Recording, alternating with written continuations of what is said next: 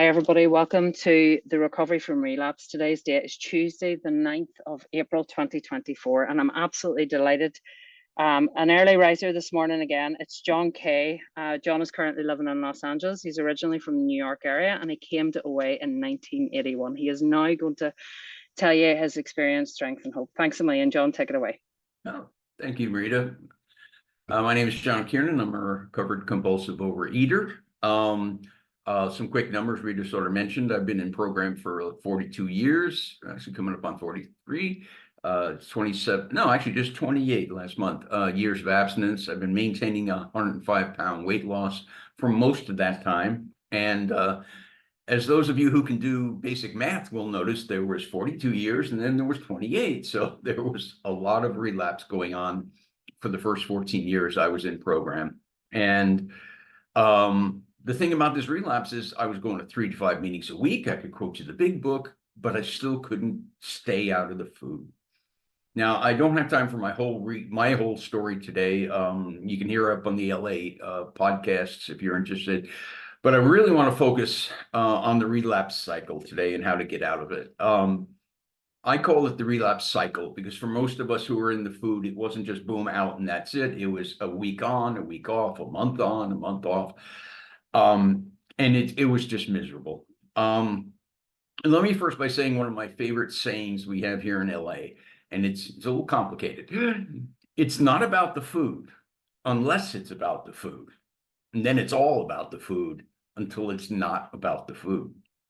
You know, what does that mean? Well, it really means first things first. You know, recovery in a way is made up of so many parts, working with a sponsor, working the steps, the big book. But in my opinion, it has to come after you put the food down. No real recovery can happen while you're still self-medicating with the food. Your disease will desperately try to tell you you could, and mine certainly did, but the reality was I got no real growth until I got the food down. Super quick biography. I grew up as a fat kid, was fat all the way through high school. I tried every diet in the world. And when I first came into the program, I used to say I tried every diet in the world and none of them worked. But the reality is I tried every diet and they all worked. They all worked once because I'm a good little student and you give me the syllabus, I'll follow it.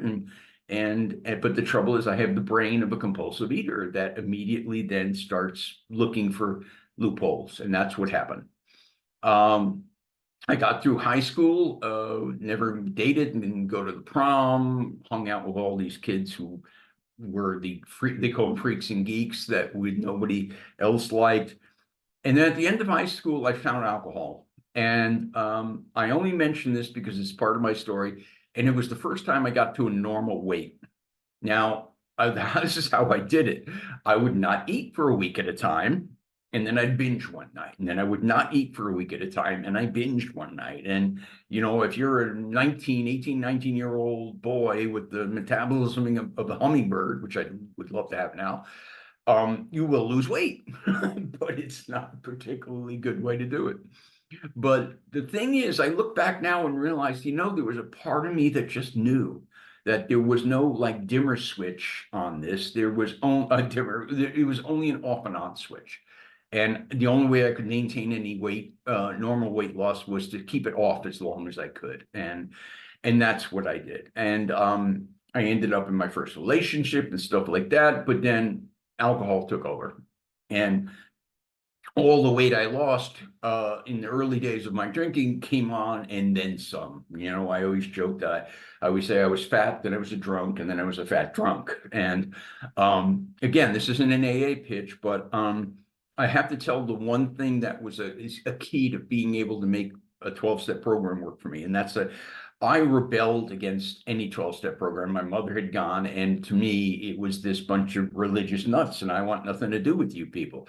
And I remember the thing that broke was I went to a meeting and I was desperately trying to figure a way to make it work.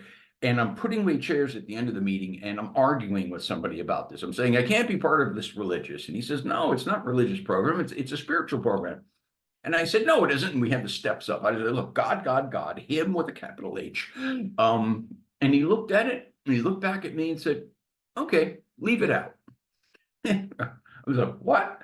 He said, leave it out. You can be here till you're 120 years old. Nobody's ever going to tell you what to believe in. Nobody's going to tell you you have to believe in anything.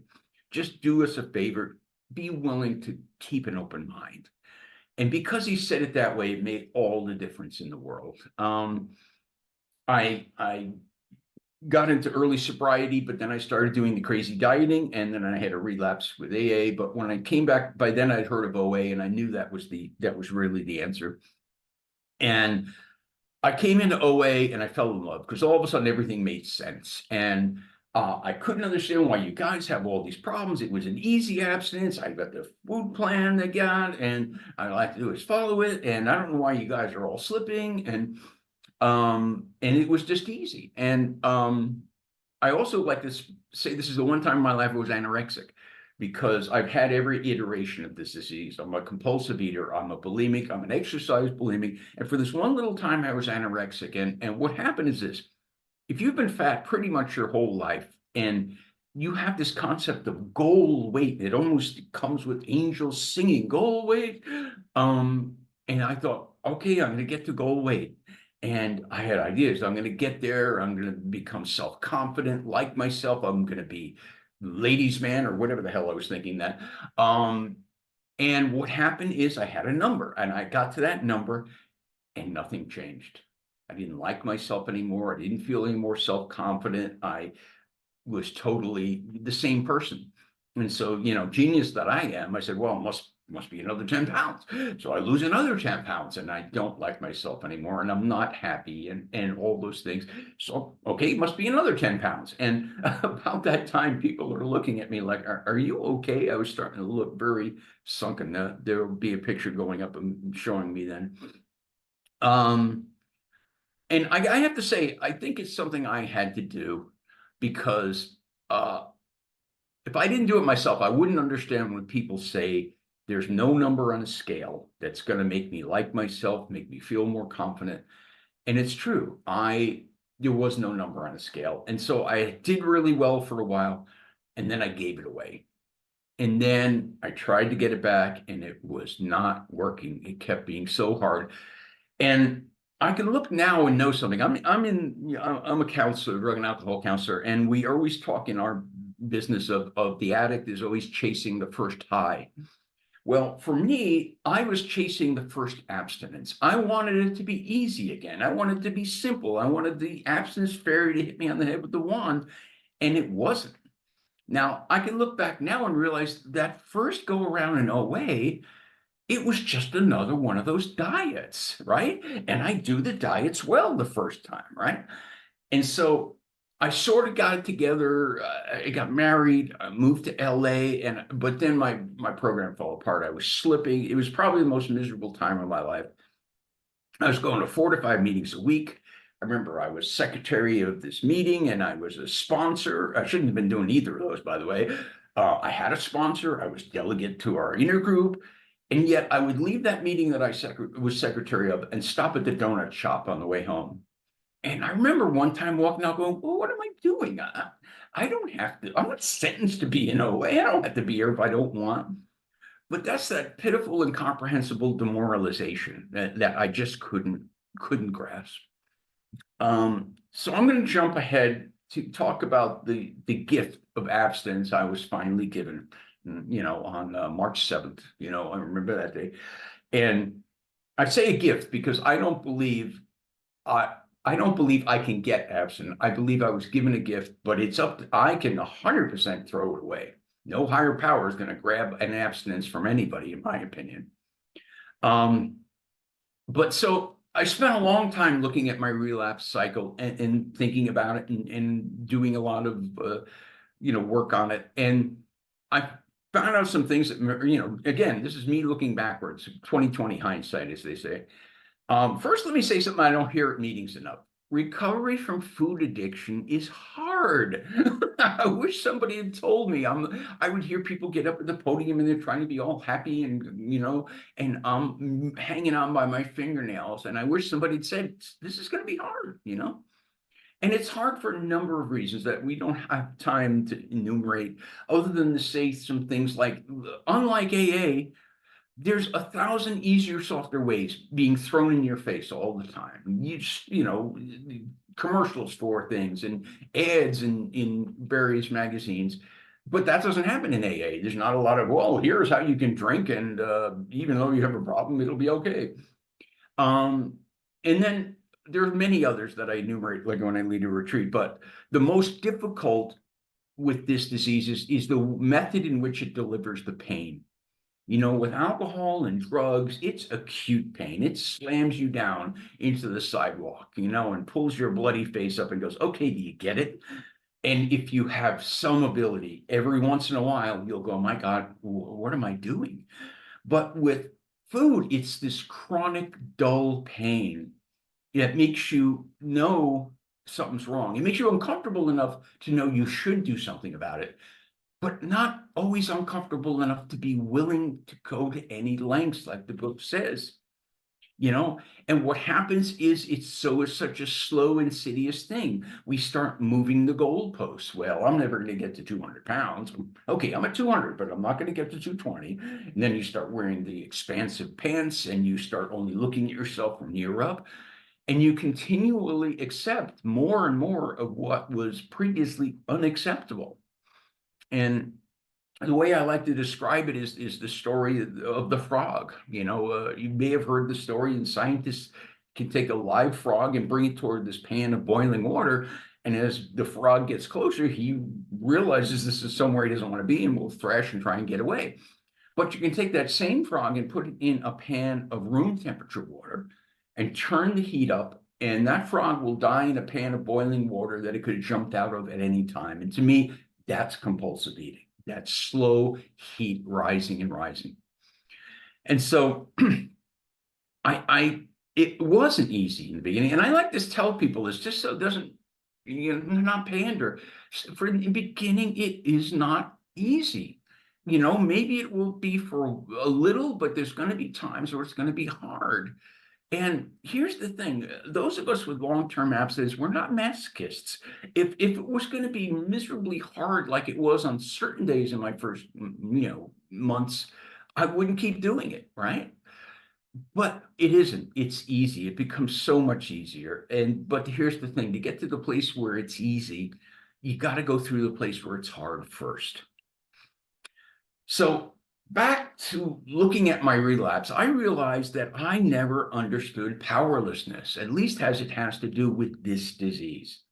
I would go to meetings, because I'm a good little student. I'd say I'm powerless, and then I'd go eat. I'd eat, powerless. Well, how powerless did I actually think I was? What was I thinking when I took that first compulsive bite? Well, what I was thinking in retrospect was, when I'm done, I will come back and I will get abstinent again. Why? Because I had the evidence that I could. If you've relapsed and gotten abstinent over and over, you have the proof. Well, it's the illusion of proof that you are powerful over the food. But I wasn't really abstinent. I was on a long in and out cycle, and I happened to have some ins that I deluded myself into believing were abstinence. And the way I always talk about it is, imagine I run 300 yards and I sit down. And then I get up and run another 300 yards and I sit down. And I do that for 26.2 miles. Now, compare that to running a marathon.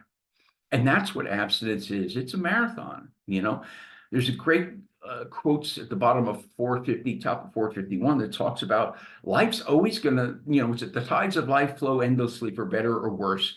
I can't allow my abstinence to be dependent on what's going on in my life. It has to have a life of its own. And that's the thing I couldn't get. But again, I had this illusion of powerfulness, because I knew if I broke my abstinence, I could eventually grind that train to a halt again. I might have to go to 90 meetings in 90 days, maybe get a new sponsor, do a lot of writing, but eventually I could get the food to stop again. But the moment it was, the clock was ticking on when I was going out again. And what I didn't understand about the powerlessness is I am powerful over the food in the small picture. But if you pull back, I was a film major, in the establishing shot, like they call it, I'm powerless. I just happened to have those little times where I deluded myself.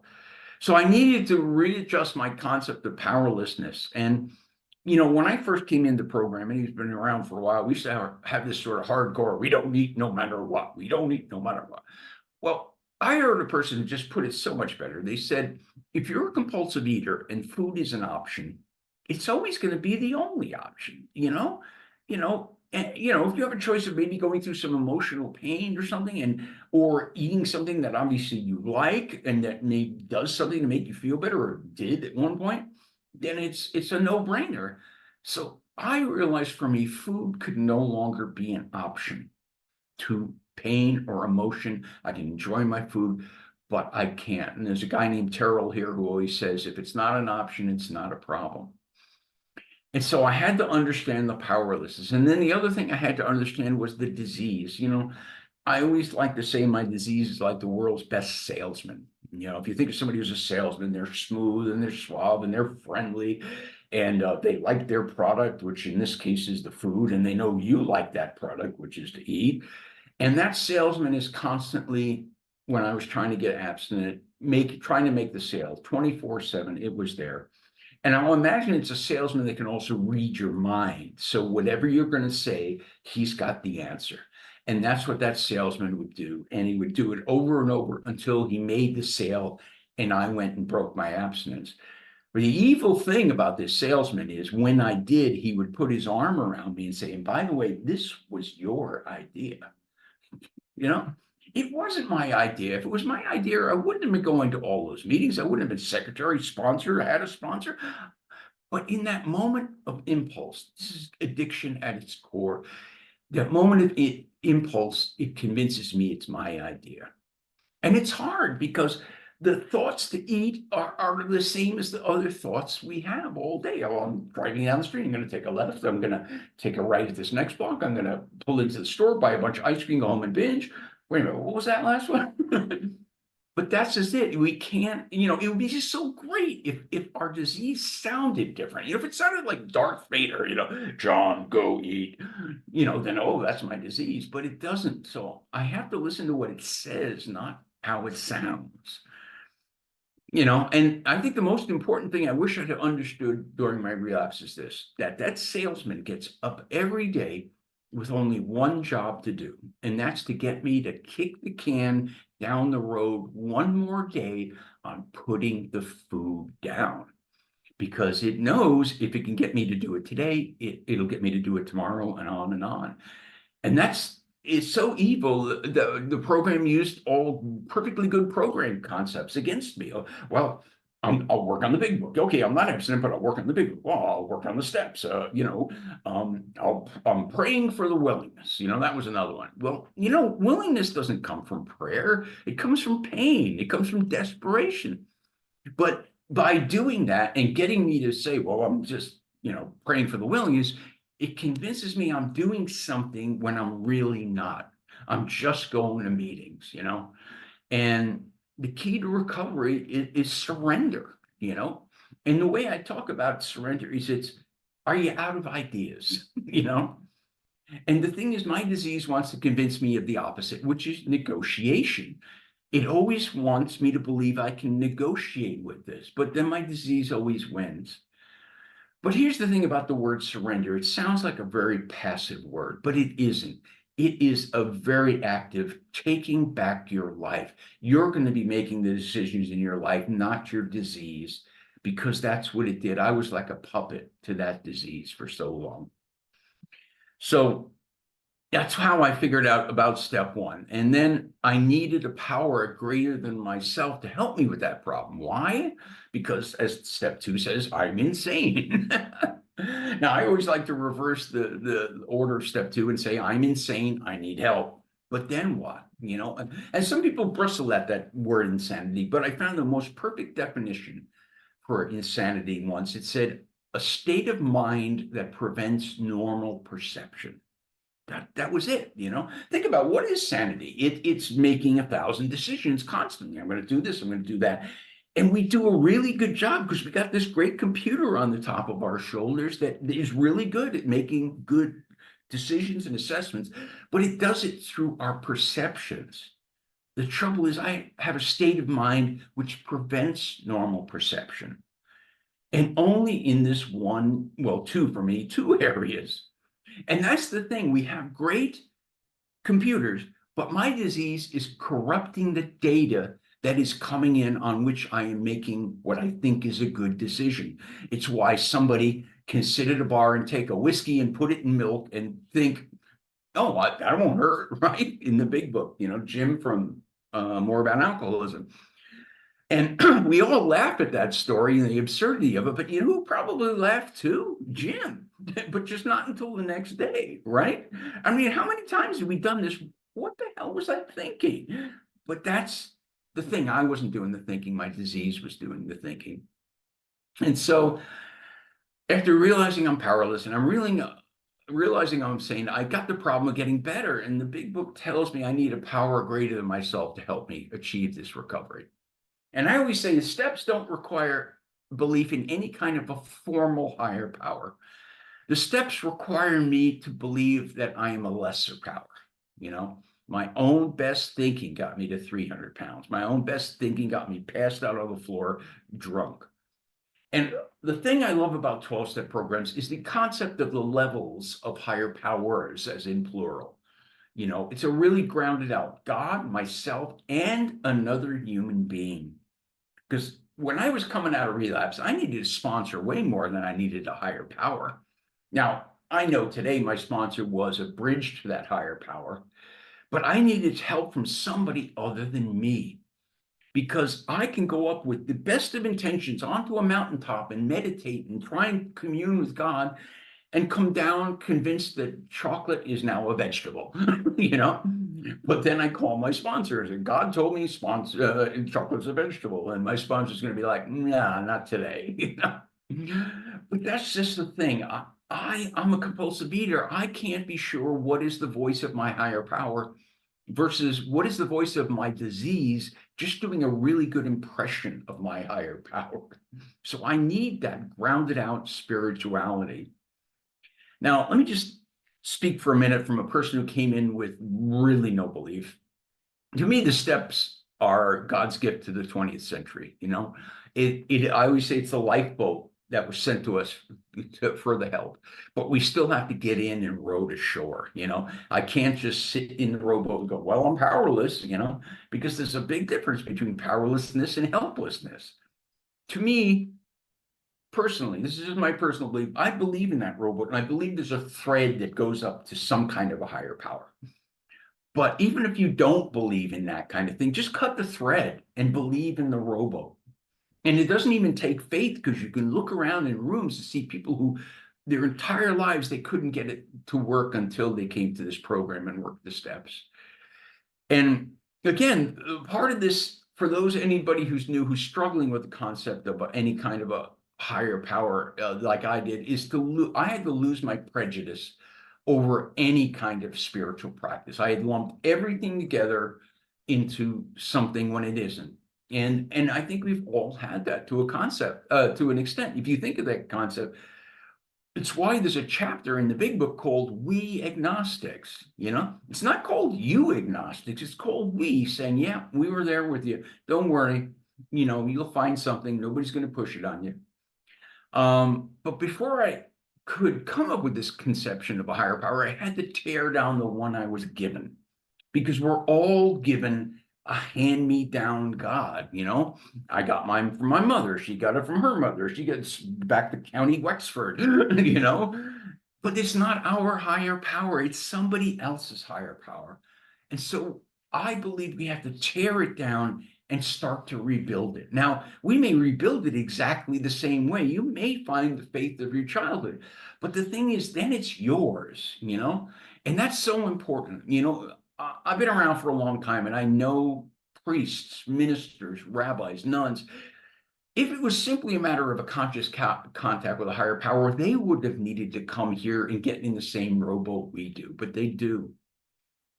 And for me, the concept with higher power, to me, it's all boiled down to the word only in the 11th step, praying only for knowledge of the will. In other words, it's my job to adjust to the way things are meant to be, not the other way around. The other way around and trying to do that got me fat and drunk. So I've been able to come up with some belief in a higher power that's sort of my partner in recovery. And I always like to say it's my partner, not my servant. I can't just expect it to be served up, recovery to be served up with no effort on my part. If I do my part, though, I truly believe my higher power will meet me more than halfway. And so that's it. I have to roll up my sleeves and surrender. And I always say my shorthand on the first 3 steps is 1, powerlessness. If you could have done this yourself, you'd have done it by now. 2, I'm crazy. I need help. And 3, I need to ask for the help and take direction. It doesn't mean submitting to your sponsor like they're a god, but keep an open mind. Try something new. I always say some of the stupidest things that were ever said to me were said to me by a sponsor. And what I mean by that is I would be given like some assignment by my sponsor and I'd hang up the phone and go, that's the stupidest damn thing I've ever heard. But I came from another program where they say, bitch and moan, but do it anyway. And so I would do it. And as I was working on this assignment somewhere during it, oh my God, this is exactly what I needed to do. And thank God I didn't filter it through my broken brain. There's an old saying, you can't fix a broken brain with a broken brain, right? And so I had to learn this whole concept. 5 minutes, John. Okay, of turning it over. I always had trouble with that phrase, turning it over. I somewhere, I think it's in the AA 12 and 12, step 3, it talked about self-will. And I realized all of a sudden that the third step, I could see it like a gate opening. And opening it and removing the blockage of self-will, get out of the way of life, quit trying to swim upstream. That's what I did for so long. But I also believed, if I don't, I'm going to have to get carried downstream. But no, I could swim to the side and find a little eddy and consider things. So that's what worked for me, and again, this program needs faith. It doesn't need faith in a higher power, but it needs faith in this process, because so many of these things we don't understand until later. And the other thing is that a lot of this process is sort of front loaded with pain, but we do these things even though we don't understand. What do you mean? I got to write an inventory? What the hell's that got to do with eating, right? And character defects, which I hate that phrase. These were defense mechanisms for me. But I did them because people I really trust told me this is the way to freedom. And it is, but you have to have some faith in that. Let me just say a couple of other things. In the first, I think it's the first sentence and more about alcoholism, it says no one is like admitting that they're bodily and mentally different from their fellows. And I am. There's people, I have friends who can go to a restaurant, order cake and eat one piece and go, that's enough. I'm bothered. But here's the other thing I had to realize. This is really specific to OA. I have to realize that I am bodily and mentally different, not only from my fellows outside the room, but from ones inside this room. Some people can eat foods I can't. I can eat some foods they can't. Some people can eat all foods moderately. I wish I could. And some people need to follow a food plan with weighing and measuring, calling a sponsor. And that's what it took me so long to get. I ended up going to another program that was very strict for a while. And it worked. And they gave me what they promised me. But then after a while, that food plan and that program became an authority figure. And I came back, and they used to have a mantra: we don't eat anything except sugar-free soda, no calorie beverages, and sugar-free gum. And I came back, and there was a guy named Ray here. He's still around. He's got like 50 years of abstinence. And Ray would get up and say, my abstinence today is I eat whatever I want, whenever I want, as much as I want, if I'm willing to pay the price. And today I am not. So I eat 3 weighed and measured meals, nothing in between except diet soda. He says the same thing, except it's his program. It's not their program. We need to take ownership of this, because my disease will convince me that abstinence is deprivation. And it isn't. It'll hold up this balance sheet. Oh, look at this. You've never had a dark chocolate Reese's. You've never had Long Island iced tea. But it doesn't hold up the other side. It says, oh, look at this, you poor thing. You don't wear your pants out in the crotch because your thighs rub together, or you no longer can walk up 3 steps and be winded, or sit alone on a Saturday night. It wants to convince me. And I tell sponsees, the only one thing I say is, you can't use the word can't. I can't eat sugar. I can't eat flour. Sure, you can. You can go get you all you want. It has to be something different. It has to be internal. And at the end, we're going to read the 10-step promises.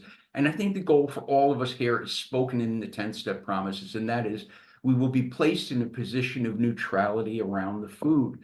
And here's the thing, it's really simple. If you want to be placed in a position of neutrality around the food, all you have to do is one thing, and that's eliminate all the foods with which you cannot be neutral, you know? So I'm running out of time, but I want to mention one last thing. For me, I'm in the mental health business, and I'm a big believer in therapy. I really needed it because you may have something I had, which I call it an iceberg. You know, icebergs only stick out a little over the top, and the rest is underground. And I needed to find out what was driving this engine of relapse. I felt like I was constantly fighting myself. I wanted to be abstinent, but I couldn't. And there's a great line they say, if you want to find out what you're eating over, stop eating. And it was really true. I couldn't figure it out. And finally, when the food was down for a while and I'm in therapy, the answer was like this close to my nose. And that was, I was in a marriage I didn't want to be in. And it was intolerable of the fact that I had to tell that person I didn't want to be married anymore.